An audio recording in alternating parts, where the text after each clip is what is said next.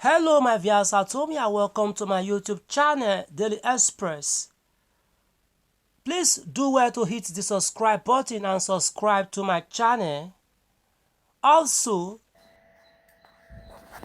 former Vice President Atiku has criticized President Bola Tinubu over the cancellation of the controversial presidential pardon earlier granted to convicted drug traffickers, kidnappers, and other criminals. Atiku said the reversal was another example of a government that thinks after it acts, accusing Tinubu of lacking foresight and moral direction. In a statement issued by his media aide, Frank Chaibu, Atiku described the U-turn as not an act of wisdom, but an act of shame. President Tinubu has cancelled his own pardon for drug traffickers, kidnappers, and other hardened criminals, but only after Nigerians shouted loud enough to wake him from his moral slumber, the statement read. Atiku said the episode exposed how poorly decisions are made under Tinubu's administration. If the public had kept quiet, would convicted drug lords and kidnappers be walking free today under the president's blessing? He asked. He demanded answers on who compiled the list of beneficiaries that he demanded answers on who compiled the list of beneficiaries, what criteria were used to free such offenders, and why the Attorney General endorsed what he called a national embarrassment. Atiku said the government's conduct had become predictable, making controversial decisions and reversing them only after public outrage. This pattern has become too familiar. Announce the unthinkable, watch the country erupt, then hurriedly reverse course as if governance is a game of trial and error, he said. Atiku urged the presidency to publish the names and crimes of those who were set to benefit from the pardon, saying Nigerians deserve full transparency. My viewers at home, was your reaction to this, as former Vice President Atiku has criticized President Bola Tinubu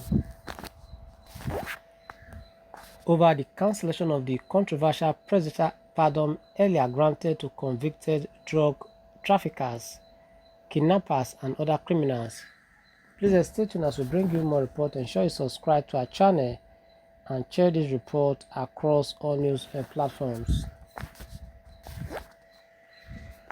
In a related development, Yerima Shetima is the Board of Trustees BOT Chairman of Arewa Youth Consultative Forum, then convener of Northern Stakeholders Consultative Initiative. In this interview with Shibuke Shuku, he says the coalition African Democratic Congress ADC is not an alternative in 2027, saying that President Bola Tinubu has done well. He also speaks on a number of other national issues, except some sections of the northern Nigeria have alleged that the present administration is marginalizing the north. As a northerner, do you think there is a deliberate plan for northern marginalization under President Tinubu? I don't think so, also because if you are talking about marginalization, at some point we can go back to history to see what has happened with previous governments, beginning from Obasanjo. I will talk of Goodluck Jonathan to Buhari to Tinubu today. At some point you look at them, you assess them, governance is about people, Governance is about somebody looking at, especially when it has to do with security, safety, and how to succeed. Don't forget the entire democracy we are talking about today in Nigeria is just less than 30 years ago when we started it from 1990 till date. So there is this fear and all sorts of things that the government at some point or another do not feel that security has been threatened under their watch. So to that extent, some of them believe that they must bring people they can trust closer and do all of that and give a result. So at some point, you could see if you are talking about nepotism, then of course you can also accuse Buhari, a government, of being a nepotistic too. So, but today, if Buhari is not there, Tinubu is there, he also has his kinsmen that he feels they can do better for him, and that is exactly what is going on. So, in terms of marginalization, I do not think so.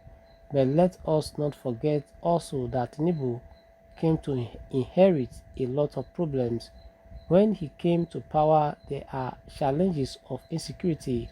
He came to power when the economy was nothing to write home about. He came to power when the country is neither here nor there. So you don't expect him to perform a miracle in just 2 years.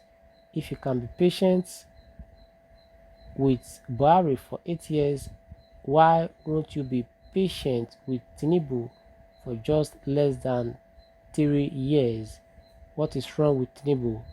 He hasn't even completed his first term. Damages were on ground which he came to inherit.